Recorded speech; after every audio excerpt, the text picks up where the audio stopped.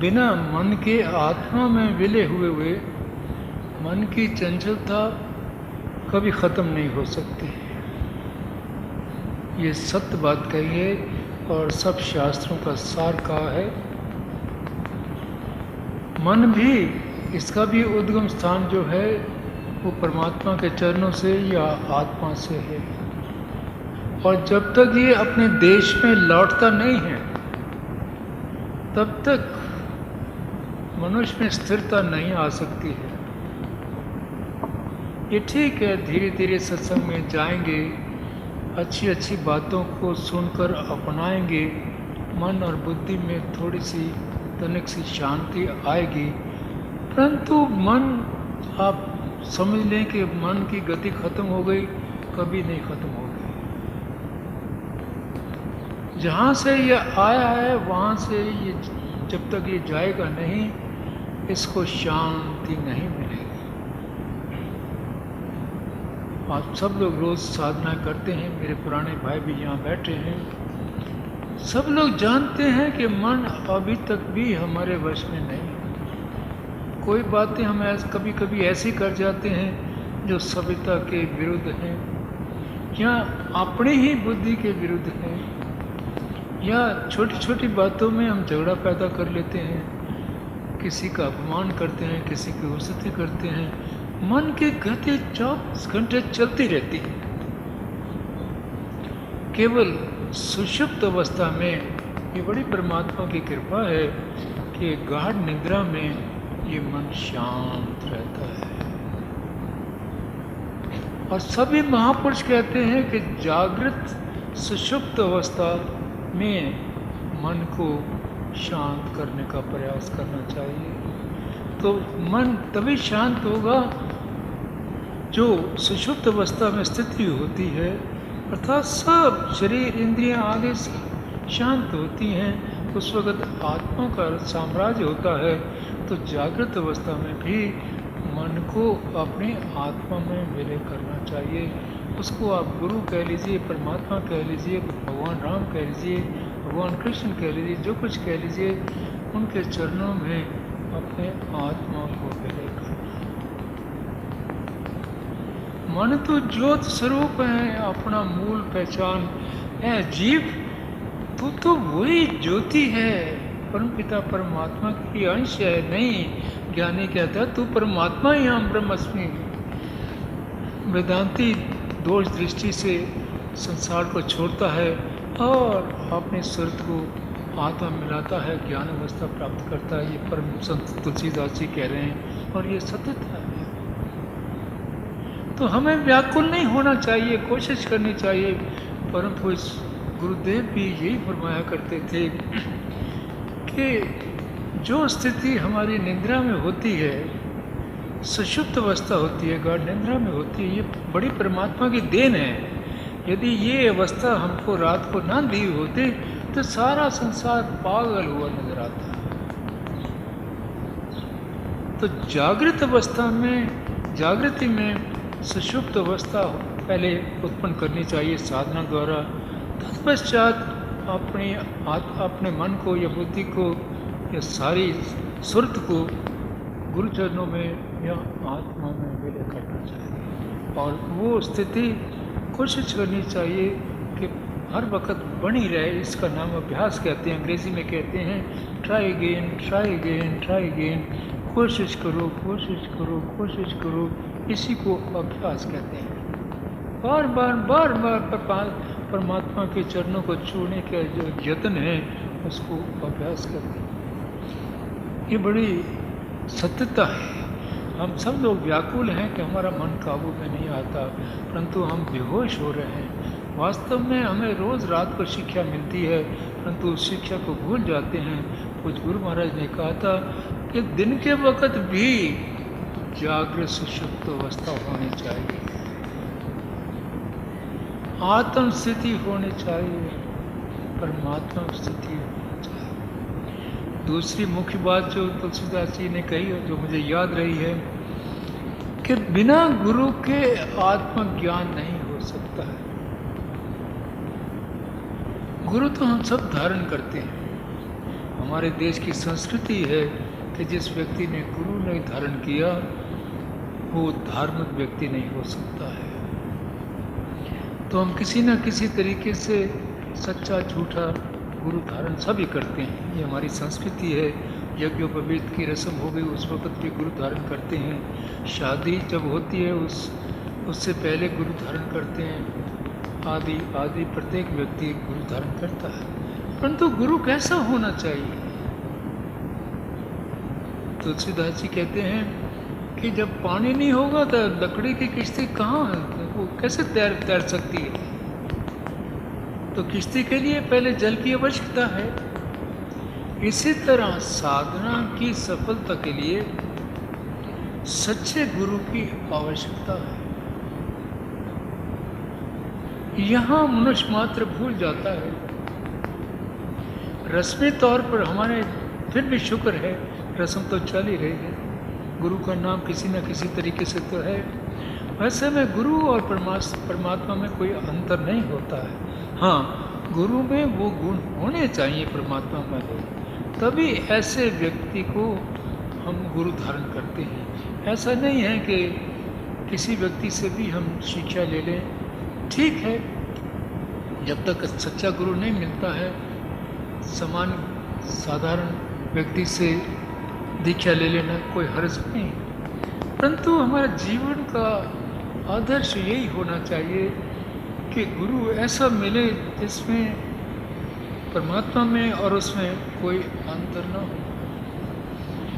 बिना चीने मिटे न ब्रह्म की काय। जब तक आप अपने अहंकार को, रावण को जला नहीं देंगे, तब तक इस सत्यता को आप नहीं प्राप्त कर सकेंगे कि मैं आत्मा हूँ, मैं परमात्मा हूँ। ये बोलने से नहीं होगा, ये मौन में होगा।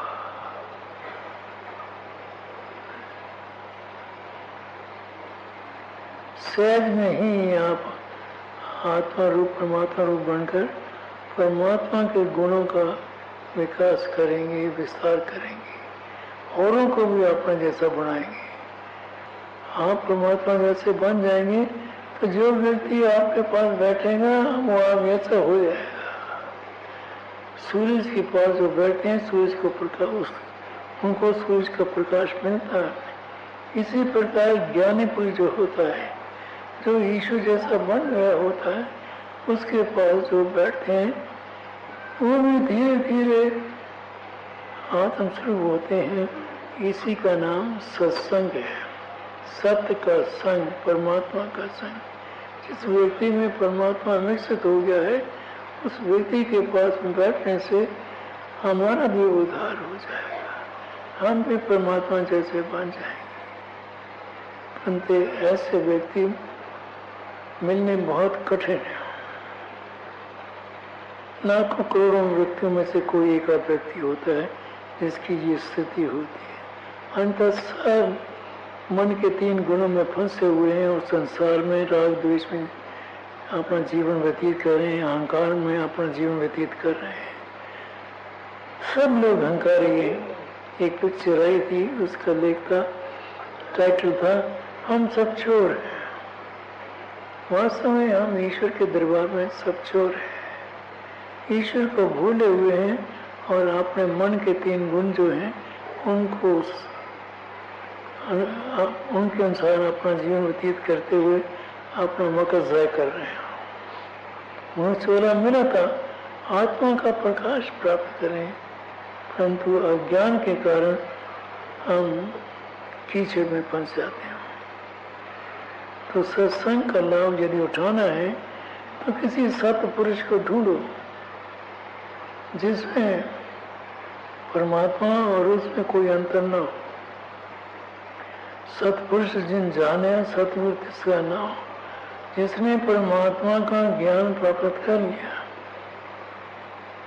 भीतर बाहर परमात्मा की अनुभूति कर ली, परमात्मा के गुणों को अपना लिया,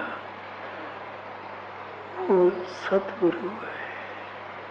यदि ईश्वर की कृपा से ऐसा सतगुरु मिल जाए जिसमें ईश्वर के सारे गुण हैं, कोई साधना करने की जरूरत नहीं होती, उस पुरुष की, महापुरुष की चरण रज लेकर हम अपने जीवन में परिवर्तन ला सकते हैं। चरण रज लेने का मतलब ये है कि उनके जीवन का अनुसरण करना, उनके जीवन की नकल करना। प्रहलाद ने क्या साधना करी? पीछे प्रभु ने भेजा था अपना रूप देकर। पिता कहता है कि तुम मेरा नाम लो, वो कहता नहीं, मैं तो राम राम कहूँगा। बालक है, 5 साल का बालक है, स्कूल में भेजा है। अध्यापक को कहा है कि इसकी पिटाई करो, ये राम राम का नाम नहीं ले, पिता का नाम ले। पिता की जय हो, पिता की जय हो, राक्षस पिता की जय हो। क्या रिजल्ट हुआ? प्रहलाद जी को बहुत दुख दिए गया। आखिर राजा ने ये निर्णय ले लिया कि इसको अग्नि में डाल देंगे। उसकी बहन को व्रत था, यदि वो अग्नि में बैठेगी तो वो जलेगी नहीं, तो बहन को भी अग्नि में बिठा दिया और प्रहलाद जी को बिठा दिया, मगर अग्नि जली नहीं। अग्नि से वो बहन जली नहीं, और बहन में बच्चा पड़ा था, बच्चा भी नहीं जला। तब राजा को बड़ा क्रोध आया। उसने प्रहलाद को पकड़कर अपनी गोद में ले लिया और उसका पेट चीरने लगा था, उसको 2 हिस्सों में काटने लगा था, मारने लगा था। भगवान नरसिंह रूप में प्रकट हुए, उस बच्चे को अपनी गोद में लिया और नरसिंह को उसका बाधा किया, खत्म किया। उस बालक प्रहलाद ने पता नहीं पिछले जन्मों में कितनी साधना की होगी। मैं छोटी आयु में मुल्तान में रहा, ये घटना मुल्तान में हुई। नरसिंह भगवान का मंदिर मेरे पिताजी की दुकान के बिल्कुल बगल में था। मैं भी छोटा बच्चा ही था, वहाँ सारा दिन खेला करता था, बड़ा अच्छा लगता। प्रहलाद जी का मंदिर शहर के बाहर था, मिट्टी की पहाड़ी थी, वहाँ था। वहाँ माता पिता नहीं भेजते थे, हर मंगलवार को वहाँ मेला लगता था। ये बातें कम लोगों को मालूम है, ये वास्तविक घटना हुई है। मुल्तान के लोग सब जानते हैं इस बात को, बच्चा बच्चा जानता है। मुल्तान में चाहे मुसलमान हो, चाहे हिंदू हो, चाहे सिख हो, सबके मन में ईश्वर प्रेम है। मुसलमानों के लिए तो मशहूर है कि वो मुल्तान शहर जो है वो फकीरों का शहर है, मुसलमान फकीरों का शहर है। हिंदुओं के लिए प्रहलाद जी हुए, प्रहलाद जी के जीवन से वो प्रेरणा लेते। उनके जीवन में भी नाजुक है, बड़ा डेलिकेट जीवन है हिंदुओं का, मगर मुसलमानों के बराबरी में नहीं है। सिख बहुत गिनती में कम है, 10-15 परिवार होंगे। जब मैं था, मैंने 4-5 ही परिवार देखे। मेरे पिताजी एक गुरु महाराज की सेवा में प्रातः जाया करते थे रोज। मैं छुट्टी वाले दिन उनके साथ जाया करते थे। उस महापुरुष की संत की आयु 106 साल की थी।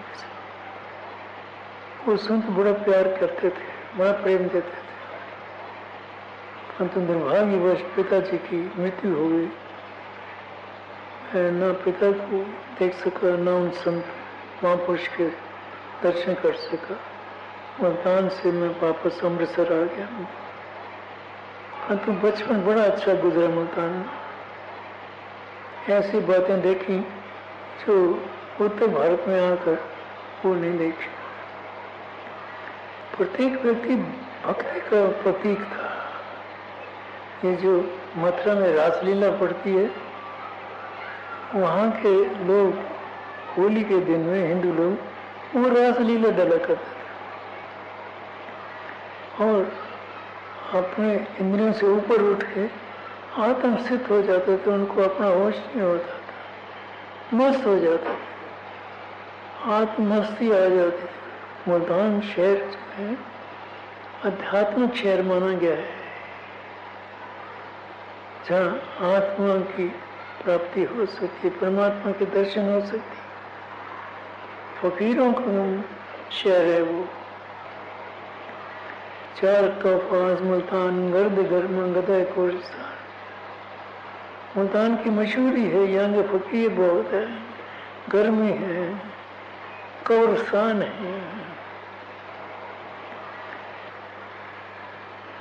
फकीरों का देश, फकीर। वहाँ का प्रत्येक व्यक्ति परमात्मा का नाम लेता था, चाहे मुसलमान था चाहे हिंदू था। ये 1925 में अंग्रेजों ने वहाँ हिंदू मुसलमानों का फसाद कराया, तब उसके बाद स्थिति में वहाँ परिवर्तन आया, वहाँ पाप पुनः आ गया और धीरे धीरे मुल्तान से और आगे बढ़ता गया।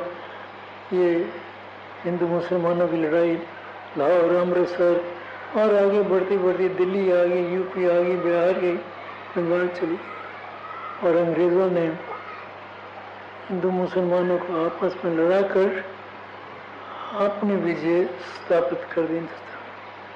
वो हिंदुस्तान के राजा बन गए। फिर हमें कमज़ोर करने के लिए हमें भी दो हिस्सों में बांट दिया, एक पाकिस्तान बना दिया, एक हिंदुस्तान बना दिया। हिस्ट्री बताती है, हमारे देश की वृत्ति रही है विभाजन वृत्ति। इतिहास में एक प्रश्न आया करता था, क्या बात है कि कुछ गिनती के लोग बाहर से आते थे, वो सारे भारत पर विजय प्राप्त कर लेते थे। एक बड़ा मशहूर प्रश्न है, हर क्लास में आता था, छोटी क्लास में भी, बड़ी में भी, और जब ग्रेजुएशन करी LLB की तब भी ये प्रश्न आता था। लोगों को जागरूक किया जाता है इस विद्या से, परंतु लोग समझते नहीं है। भारत क्यों गिर गया? सारे संसार में सर्वश्रेष्ठ था, परंतु विभाजन वृत्ति ने इसको सबसे नीचे ला दिया। खैर, मेरी आपसे प्रार्थना है कि ये समय, ये मनुष्य चोला बार बार नहीं मिलेगा। कोशिश करिए कि इस चोले में रहते हुए आप अपने आप को पहचान लें कि मैं कौन हूँ। महर्षि रमन ने इसी मैं कौन हूँ के उच्चारण से लोगों का उद्धार किया, सैकड़ों हजारों आदमियों को आत्मा का साक्षात्कार कराया। मैं कौन हूँ? क्या शरीर हूँ? ये मेरा रूप है? नहीं। प्राण है, मन है, बुद्धि है, आनंद है, ये मेरे रूप नहीं है। हम ब्रह्मस्मि, मेरा तो ब्रह्म हूँ, आत्मा मेरा। और महर्षि रमन ने सिर्फ इसी एक अभ्यास से सैकड़ों हजारों आदमियों को जागरूक कर दिया कि वो कौन है, और वो जागरूक होकर अपने वास्तविक स्वरूप में स्थिर रहने लगे। वो परमात्मा रूप, ये वो बड़ी लंबी चौड़ी बात नहीं है, ये पिछले 50-60 सालों की बात है। अभी पाकिस्तान नहीं बढ़ना था। आप सबको भी ये बुद्धि मनुष्य को प्रदान की है परमात्मा ने कि वो अपने आप को पहचाने कि मैं कौन हूँ। हम सब लोग फंसे हुए हैं कीचड़ में। हम यही समझते हैं कि हम शरीर हैं, इसी कारण सब दुखी हैं। जब तक आत्मा के ऊपर आवरण है, इनसे हमें मुक्ति नहीं मिलेगी, इनसे हम आज़ाद नहीं हो जाएंगे। हम भीतर का जो वास्तविक आनंद स्वरूप है हमारा, उसकी अनुभूति नहीं करेंगे। महापुरुष प्रेरणा देते हैं तत्वमसि, तो वही है जो परमात्मा है, परंतु अपने मन के कारण हमने अपनी आत्मा को छिपाया हुआ है। अपने वास्तव स्वरूप को, परमात्मा स्वरूप को छिपाया हुआ है। इसीलिए पिक्चर आए थे कि हम सब चोर हैं। वास्तव में हम सब चोर हैं। वस्तु हमारे पास है, आत्मा परमात्मा हमारे पास है, परंतु अज्ञान के कारण, अभ्यास की कमी के कारण हम वास्तविकता को नहीं पहचानते हैं और इसी कारण हम दुख रूपी कीचड़ में फंसे हुए हैं। परमात्मा ने आपको बुद्धि प्रदान की है, बुद्धि को विवेक में बुद्धि बनाई है, अज्ञान बुद्धि ने बनाई है। आगे चले आत्म युक्त बुद्धि बनाई है, तब उस आत्म युक्त बुद्धि से आप अपने सारे स्वरूप में परमात्मा की अनुभूति करें। वो रोम रोम में परमात्मा बसता है। कितना खेद है कि वो हमारे शरीर के रोम रोम में है और हम अनुभव नहीं कर पाते। और मन के 3 गुण जो हैं तमरा साथ उसमें फंसे हुए हैं। मेरी आपसे प्रार्थना है कि आप प्रयास करें, अभ्यास करें, इस मन को 3 गुणों से मुक्त कराएं पहले शुरू में, तम रस, और किसी महापुरुष का ध्यान करें, उसके भीतर में जो आत्मा है परमात्मा है, बाद में उसकी अनुभूति करें। वही परमात्मा आत्मा आपके भीतर में भी है, अपने भीतर में भी स्वतः ही आपको अनुभूति होने लगेगी और आपके मुख से निकलने लगेगा, अहम ब्रह्म अस्मि, मैं तो भूला रहा, मैं तो ब्रह्म हूँ, सच्चिदानंद स्वरूप है मेरा, मैं परमात्मा की अंश हूँ, परमात्मा ही हूँ। ये आप सबके जीवन का लक्ष्य है, अपने आप को पहचानना कि मैं कौन, हूँ मैं कौन। इसका उत्तर है अहम ब्रह्मस्मि, मैं वही हूँ जो परमात्मा है। कहने मात्र से नहीं होगा, इसकी बड़ी घोर तपस्या करनी पड़ेगी, अपनी इंद्रियों को कंट्रोल में करना पड़ेगा, मन को कंट्रोल में करना पड़ेगा, बुद्धि को आत्मयुक्त करना पड़ेगा। अंत में केवल आत्मा ही रहने देनी जाएगी, बाकी सबसे मुक्त हो जाएंगे, सबकी तरफ ध्यान नहीं जाएगा। जब केवल आत्मा की तरफ ध्यान जाएगा और ये दृढ़ निश्चय हो जाएगा, मैं भी आत्मा ही हूँ, मैं तो भूल रहा इतना चले, तब जाके हमारे जीवन का लक्ष्य प्राप्त हो सकता है। हमें भी वही आनंद आ सकता है जो सच्चे भक्त प्रहलाद के भीतर में था, जो सच्चे भक्त ध्रुव में था, जो अन्य महापुरुषों के हृदय में था। हम सब लोग अज्ञान रूपी कीचड़ में फंसे हुए हैं, बुरा मत मानना, परंतु परमात्मा का धन्यवाद दीजिए कि उन्होंने आपको मनुष्य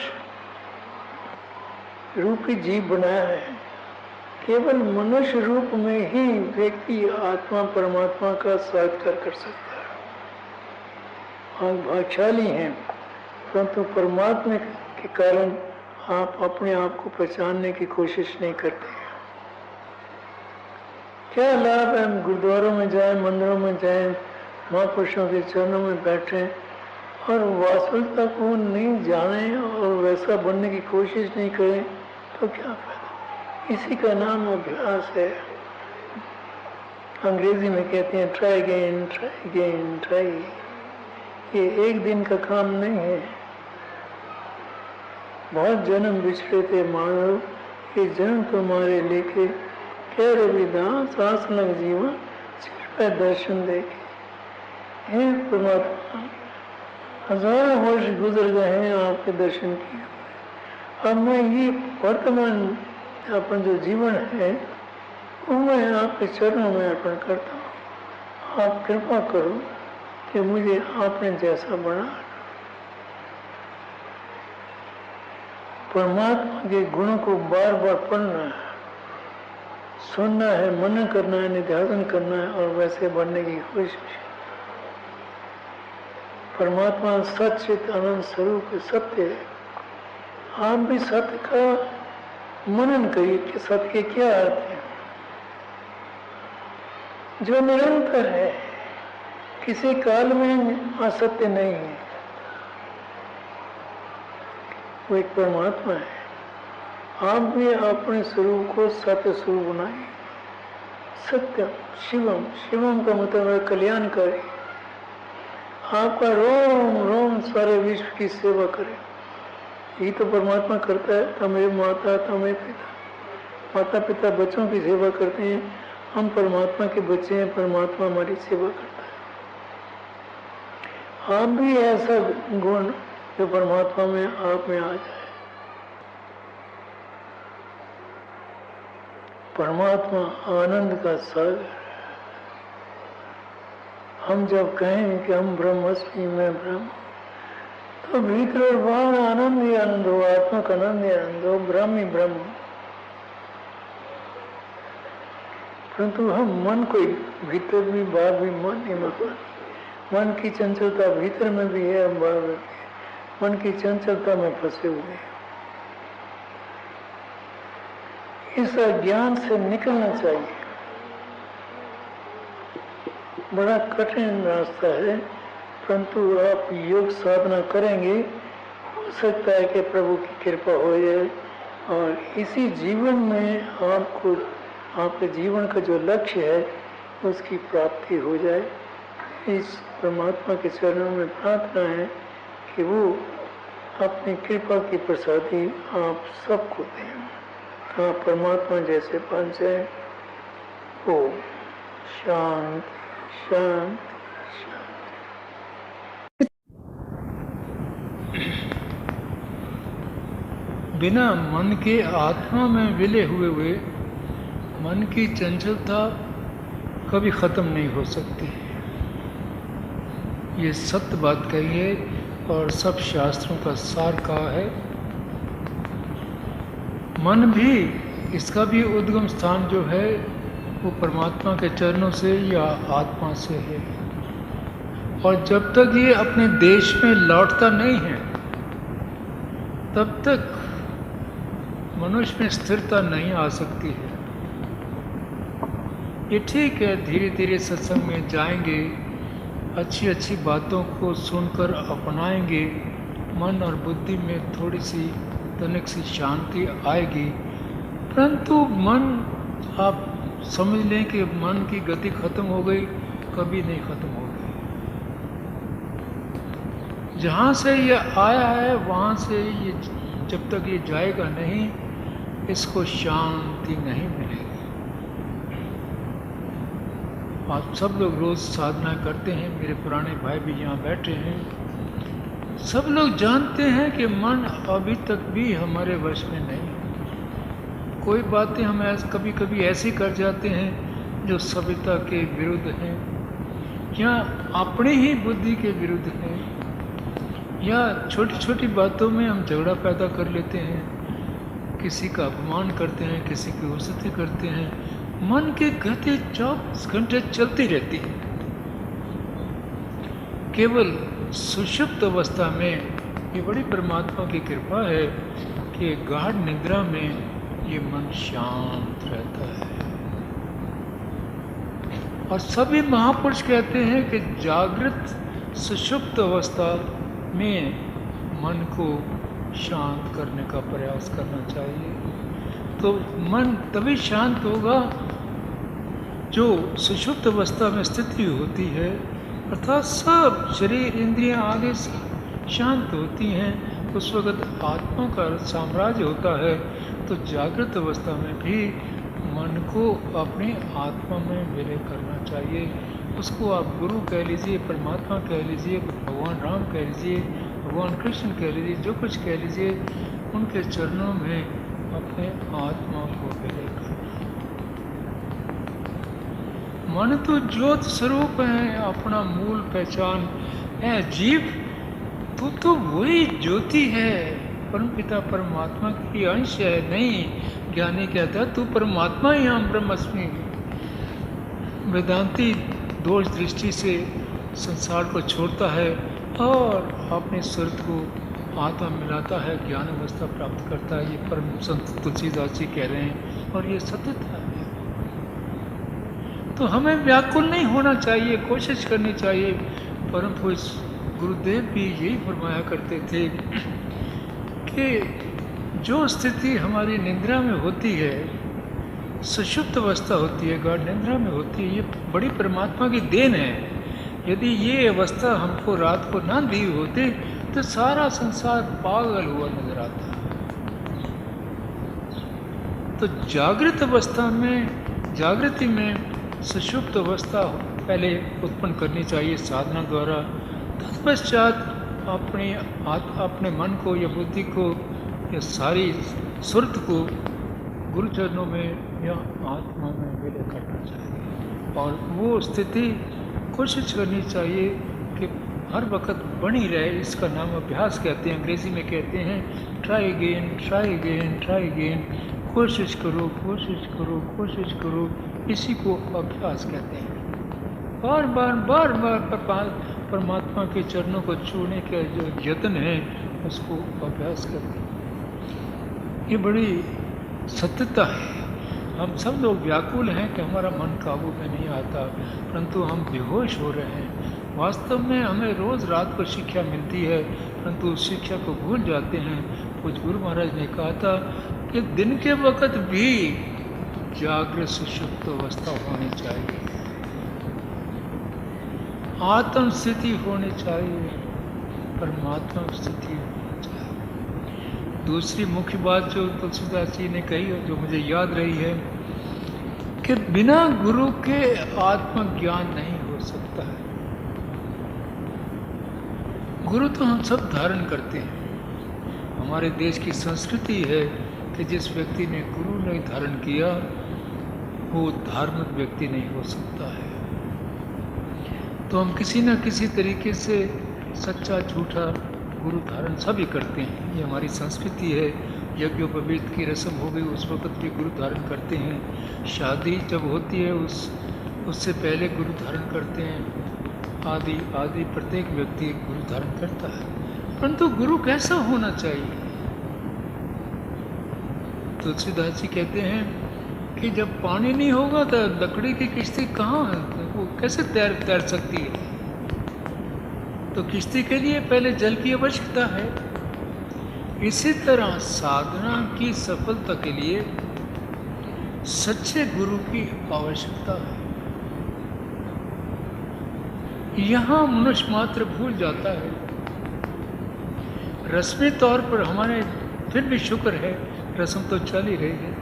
गुरु का नाम किसी न किसी तरीके से तो है। वैसे में गुरु और परमात्मा में कोई अंतर नहीं होता है। हाँ, गुरु में वो गुण होने चाहिए परमात्मा में, तभी ऐसे व्यक्ति को हम गुरु धारण करते हैं। ऐसा नहीं है कि किसी व्यक्ति से भी हम शिक्षा ले लें। ठीक है, जब तक सच्चा गुरु नहीं मिलता है, साधारण व्यक्ति से दीक्षा ले लेना कोई हर्ज नहीं। परंतु हमारे जीवन का आदर्श यही होना चाहिए कि गुरु ऐसा मिले जिसमें परमात्मा में और उसमें कोई अंतर न हो। कल भी मैंने निवेदन किया था, माता का प्यार, माता का प्रेम स्नेह अपने बच्चों के लिए बहुत ऊंची कोटि का होता है। स्त्री शादी के बाद हमारी देश की संस्कृति के अनुसार वो तन मन धन सब कुछ अपने पति परमेश्वर के चरणों में अर्पण कर देती है। चाहे पति कितना भी दुख दे, दुर्व्यवहार करे, परंतु अब भी ये संस्कृति जीवित है हमारे देश में। और मुझे बड़ा फख्र होता है कि प्रत्येक स्त्री हमें मार्गदर्शन देती है कि प्रभु को रिझाने के लिए कैसे साधना करनी चाहिए। हम भागवत में गोपियों से प्रेरणा लेते हैं। मुझे प्रसन्नता है कि हमारे देश की प्रत्येक स्त्री में अब भी गोपियों के जो आचरण थे वो अब तक भी हैं। जिस तरीके से वो अपने पति को रिझाती है, हमें भी अपने प्रीतम को उसी साधन द्वारा ही रिझाने का प्रयास करना चाहिए।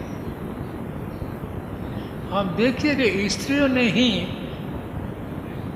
यमराज से अपने पति को स्वतंत्र करा लिया। क्या चीज थी उस सावित्री में? पति भक्ति थी, पतिव्रता स्त्री थी वो। कौन से विशेष गुण थे जो एक सच्चे शिष्य में होने चाहिए? वो गुण थे। यमराज भी मजबूर विवश हो गया और पति को छोड़ दिया। अच्छा ठीक है, तो गुरु धारण करने से पहले दो बातों की जरूरत है। हमें पात्र बनना चाहिए। ये जो हम यहाँ शिक्षा दे देते हैं, हमें दीक्षा दे दो, कल का व्यक्ति आता है कहता है मुझे दीक्षा दे दो, ऐसा होना नहीं चाहिए। परंतु आप लोग विवश करते हैं तो मैं आपकी सेवा कर देता हूँ, परंतु ये गुरु शिष्य का संबंध नहीं है। जल्दी नहीं करना चाहिए।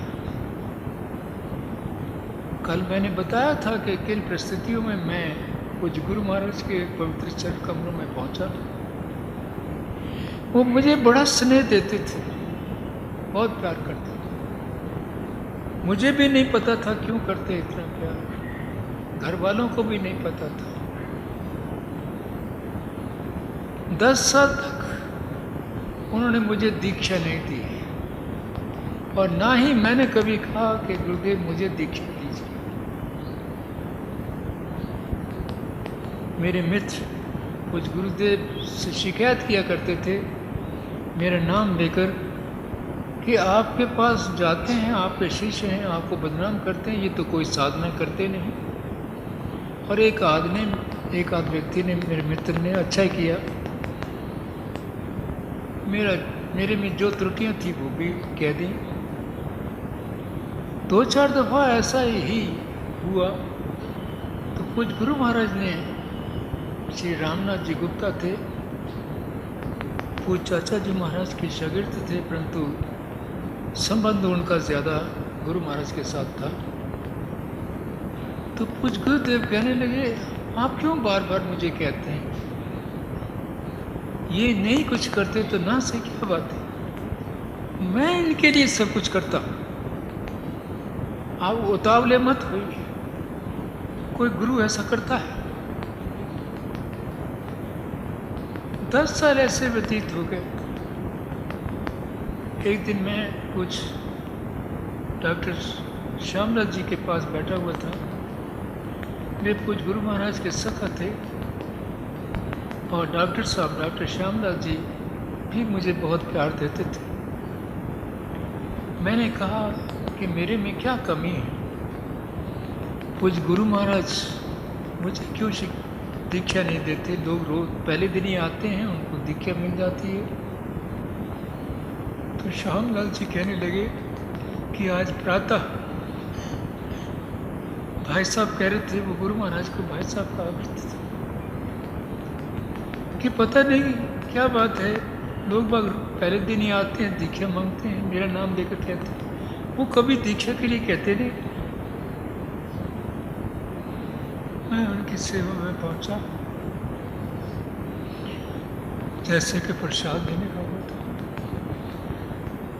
उनकी पवित्र चक्षुओं से प्रेम धारा बह रही थी और कुछ ऐसी अवस्था मेरी भी थी।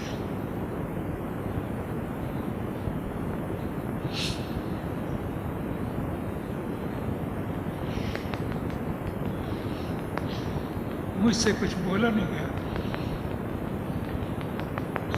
और उन्होंने भी कुछ नहीं कहा।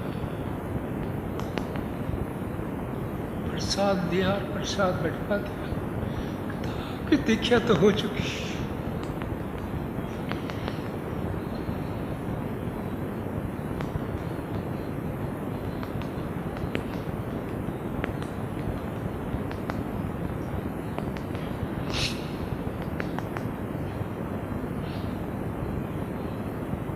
मेरे पिताजी की मृत्यु मैं छोटा हिस्सा था उनकी हो गई थी। मेरे मन में बड़ा एक अभाव रहता था।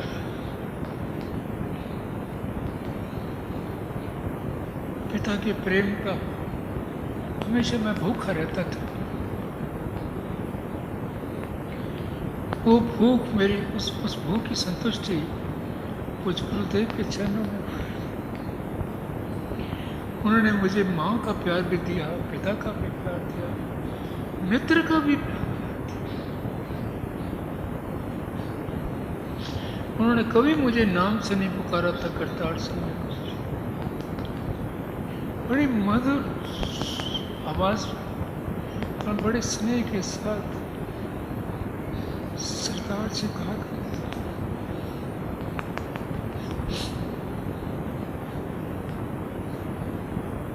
आकर्षण कुछ उत्पन्न हो गया था उनके प्रति। बहुत व्यस्त रहता था काम में, तब भी प्रत्येक रविवार को उनकी सेवा में पहुंचा करता था। दोपहर को उनकी सेवा में पहुंचा। ये पहली बार है।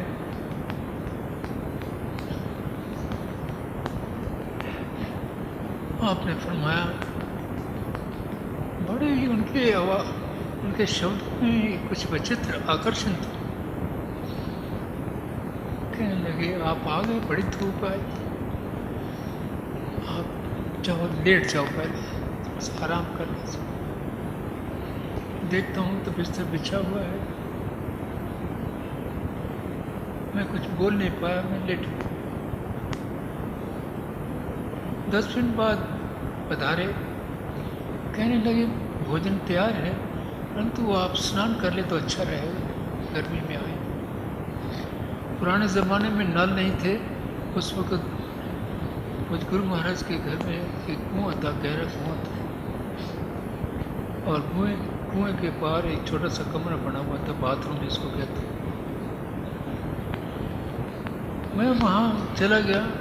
मैं वहाँ क्या देखता हूँ कि मेरे लिए चप्पल भी रखी है, अंदर एक नई धोती भी है, नया तौलिया भी है, और कुएं से जल निकल कर 2 बाल्टियां भर के बाहर रखी। मैं स्नान क्या करता था, मेरे तो आंखों में से जल बह रहा था, उसी से स्नान कर रहा था। तो उनका आदेश था थोड़ा बहुत स्नान करके, जैसे उन्होंने कपड़े रखे थे एक कपड़े पहनकर मैं बाहर। परंतु मुझसे बोला नहीं गया। भोजन कराया, भोजन भी इस तरह कराते थे जैसे माँ बच्चे को गोद में बिठा कर कहती, खाना अच्छा बना हुआ है ना, आप धीरे धीरे क्यों खा रहे हैं, खाना खाइए, ये पान जल रखा है, जल पीजिए। कैसे खाया जाता था खाना?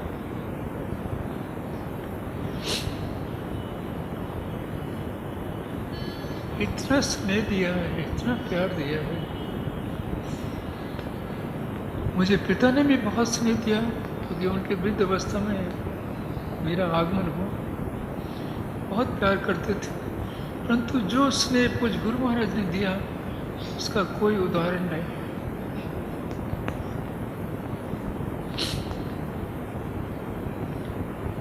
और कोई उपदेश नहीं दिया, कोई शिक्षा नहीं दी। यही उनका जो व्यवहार था, यही मेरे प्रति उनकी शिक्षा थी, यही उनका उपदेश था। सारे जीवन में मुझसे उन्होंने कुछ नहीं कहा कि ये ना करो, वो नहीं करो। केवल एक दिन बड़ी मौज में बैठे हुए थे हरि रामनगर में, दिल्ली में। कहने लगे बड़े स्नेह के साथ, उस्ताद जी एक बात कहनी है। मैंने कहा, हुक्म करिए, आप मानेंगे? मैंने कहा, क्यों नहीं, जरूर मानो। आप प्याज खाना छोड़ दीजिए।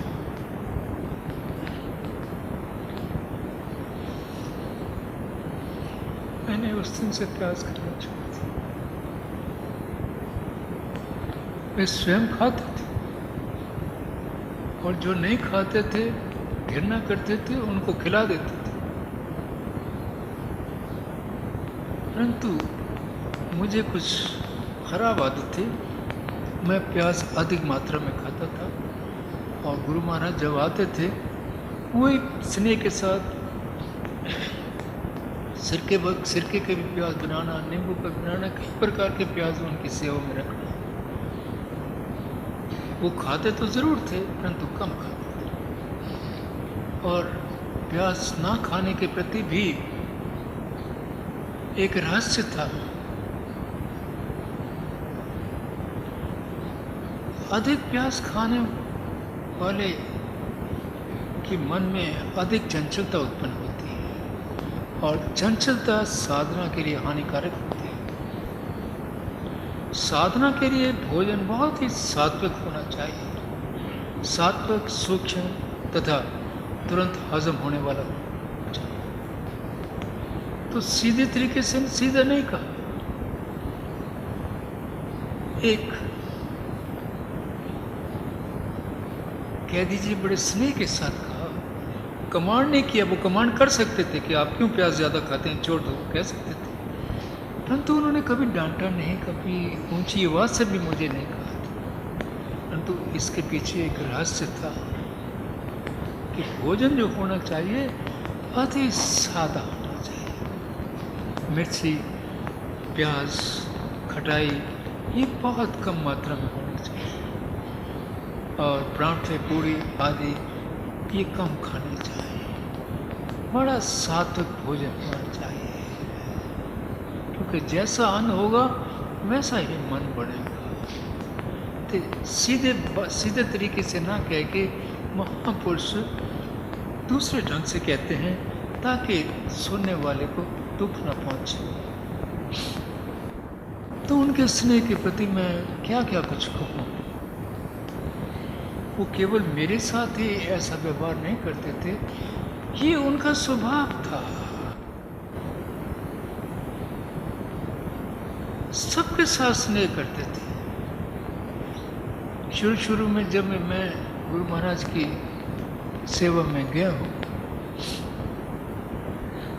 तो मेरे सारे परिवार ने, सारी बिरादरी ने मेरा बाइकआउट कर दिया। मेरे से बोलते नहीं थे।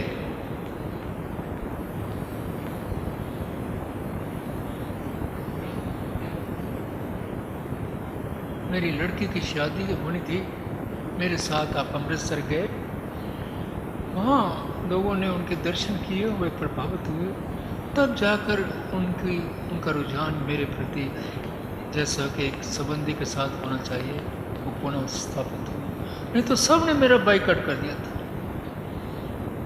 कि इसका धर्म भ्रष्ट हो गया है।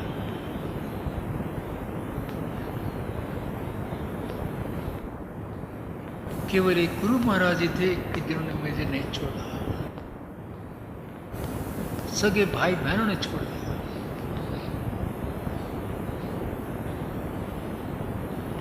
तो पूज्य गुरु महाराज का स्नेह सबके लिए एक जैसा था, और प्रत्येक व्यक्ति समझता था कि पूज्य गुरु महाराज मेरे से ही सर्वाधिक स्नेह करते हैं। सब ये समझते थे। उनका एक स्वभाव था, उनके शब्दों में मधुरता होती थी, बड़े धैर्य से बात करते थे और दूसरे के हित के लिए बात करते थे। किसी को दुखित देखते थे तो स्वयं दुखित हो जाते थे।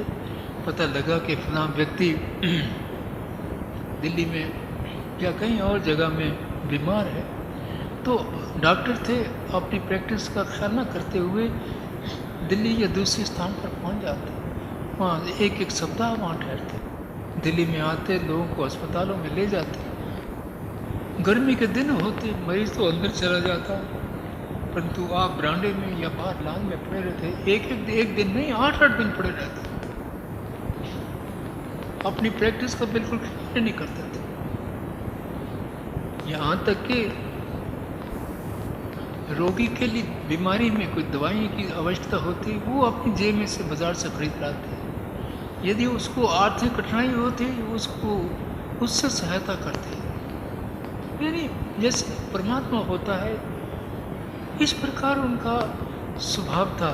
बनते नहीं थे, एक उनकी प्रकृति ऐसी बन गई थी। सेवा जैसे इस तरह बहती थी जैसे गंगा का ठंडा जल, शीतल जल बहता है। उनके व्यवहार से लोगों को सुख और शांति मिलती थी। हमारे महेश भाई साहब आगरा में रहते थे। इनकी धर्मपत्नी हमेशा बीमार रहती थी। क्षय रोग रहता था उन दिनों में, और यही डर रहता था कि पता नहीं कितने साल चलेंगे, कितने दिन चलेंगे। उनके पास 8-8 दिन, 10 दिन, 15-15 दिन चले कर रहते थे। महेश जी पढ़ने चले जाते थे, नौकरी भी करते थे, पढ़ने भी चले जाते थे। आप घर में भी जाता था कई बार उनके साथ। आप बाज़ार में जाते, घर का जो रसम की आवश्यकता होती स्वयं बाज़ार से खरीद कर लाते और घर में खाना बनाते थे। एक के साथ नहीं, अनेकों के साथ।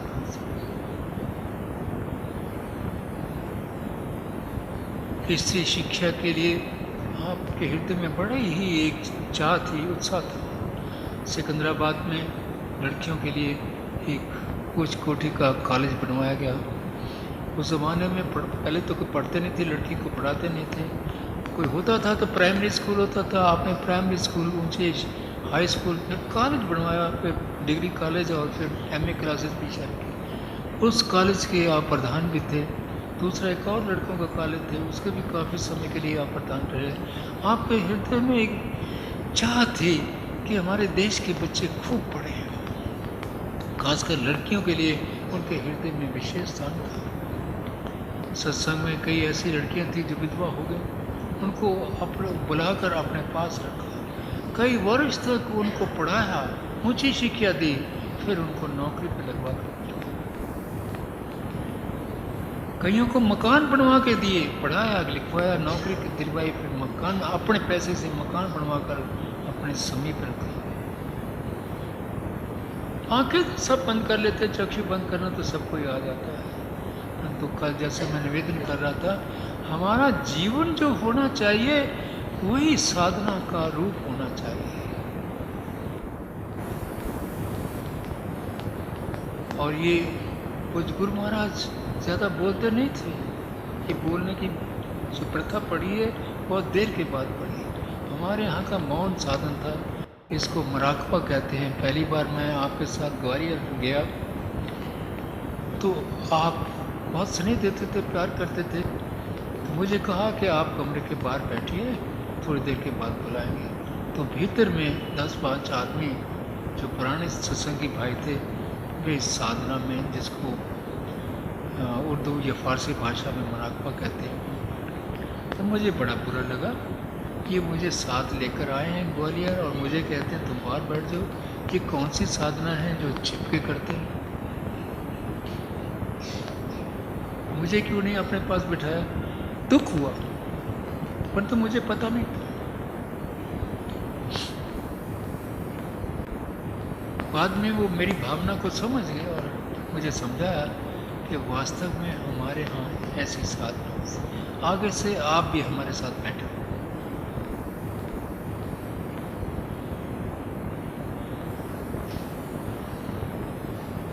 उनके रोम रोम में से गंगा बहती थी, शीतलता बहती थी। अपने सुख की चिंता नहीं, अपने नींद की चिंता नहीं, भाइयों के सुख की चिंता रहती है।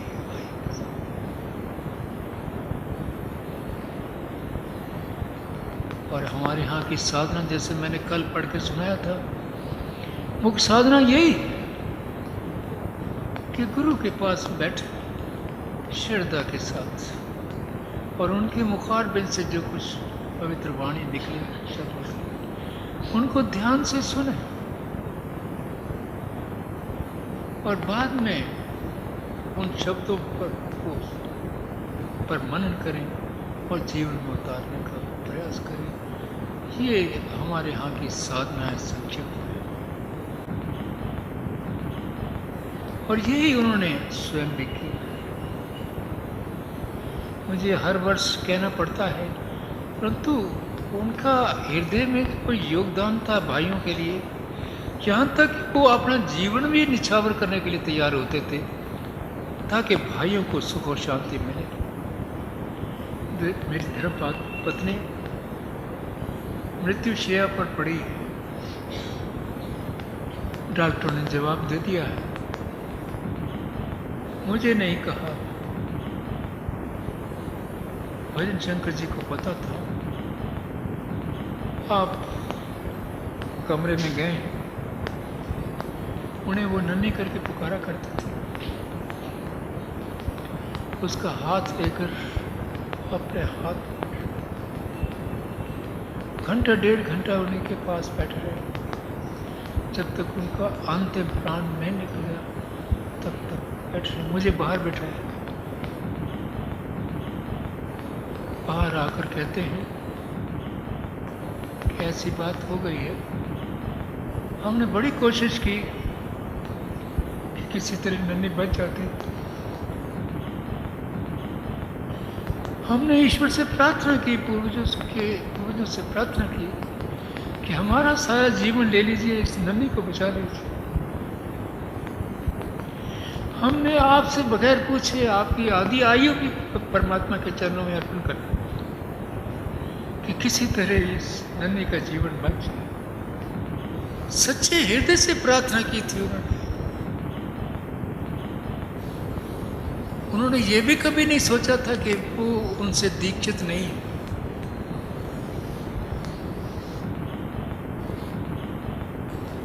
वो आनंदपुर आश्रम से दीक्षित थे।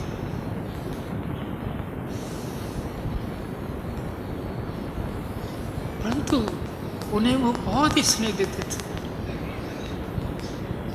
और वे भी उनकी बड़ी सेवा करते थे।